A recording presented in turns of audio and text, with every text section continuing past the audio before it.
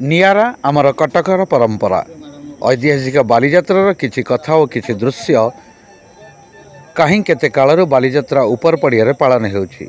तार सठिक समय कई किछि कहि पारुनांते, किंतु सहस्र वर्ष पूर्वर ए माटीर वीर ओडिया पुओ कार्तिक रे महानदी गड़गड़िया घाटरू बाहरी बाली सुमात्रा और जाभा प्रभृति स्थान को जाई निजर पण्यद्रव्य हस्ततंत्र सामग्री नहीं बिक्री करी पुणी आषाढ़ रे कारोबार सारी फेरी आसती। बहु बाधा विघ्न पर मध्य एई ओडिया पुअर हार न मानी वाणिज्य करी देश विदेश रे जाई ओडिशार गौरव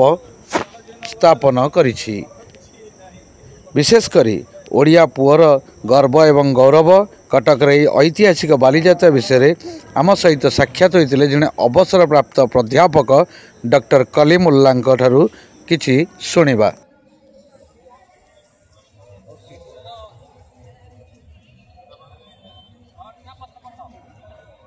डॉक्टर शेख कलीमुल्ला बहुत खुशी लगुच आज बालीजात्रा से गत काली मुझे मुख्यमंत्री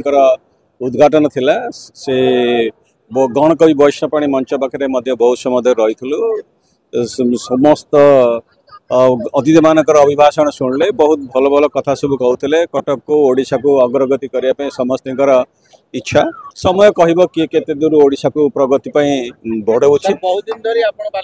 निश्चित भाव मुझे कहबी तल हो बा ऊपर हो किंतु तले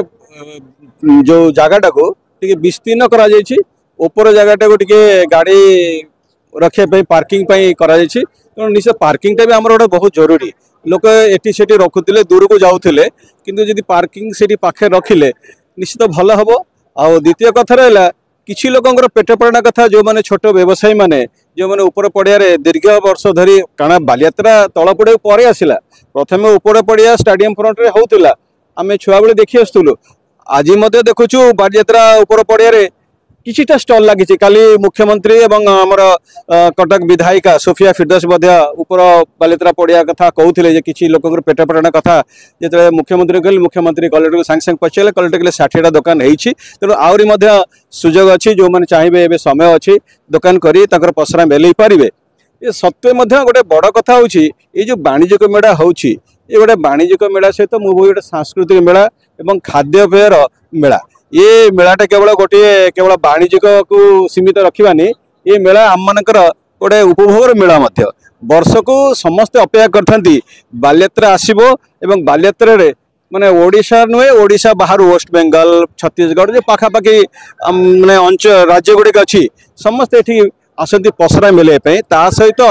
तांकर आर्थिक स्वच्छता पसरा मेलांती मत दुईटी कथा मो आखिरे देखा दौची। प्रथम कथाटी है जो समस्ते सभा समिति कहते जे बाली को जिते यू बाली जो इंडोनेशिया बाली को यात्रा करते से बालीजात्रा बोली कहुच्छे गोटे पटे आउ गोटे पटे कहुच्छे गड़गड़िया पाखे गड़गड़िया मंदिर पाखे चैतन्य महाप्रभु ये आसी से बाली रे गड़ी बोली से गोटे परंपरा आई बाली यात्रार तो से जोटा जहाँ हो आम जहाँ बुझिले ये जो बालीजात्रा होची आम संस्कृति आमर गोटे ऐतिह्य को जल द्वारा जो यात्रा होता जल यात्रा सी महानदी पटारे हो बा से तालदेंडा केनाल दे हो बा जे कौन से पारादीप पोर्ट रु हो जल से माने यात्रा करते आ का माँ बई जो कथाटी रही माने आषाढ़ मासर एवं सब शेष कार्तिक मासरे यात्रा होते पुणे फेरुले से जो परंपरा रही जो बोईत को पाल टाणा बोईत जाऊे समुद्र रे से समुद्र कहले आजिकल जदि आम भाविबा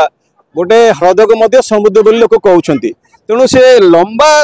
यात्रा जाऊे एवं सेठी आमर ओडिशार जो उत्पादित द्रव्य गुड़ी को से मैंने सेठी बिक्री करुले आनी ओडिशा बजार में बिकुले तेणु ये गोटे वाणिज्यिक परंपरा थिला से वाणिज्यिक परंपरा को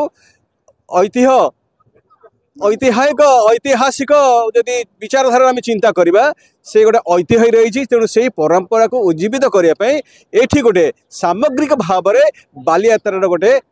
माने आनुष्ठानिक भाव में बालीजात्रा करा जाउछि जहाँ फल लोक मैंने ये आसुँच बुलुंट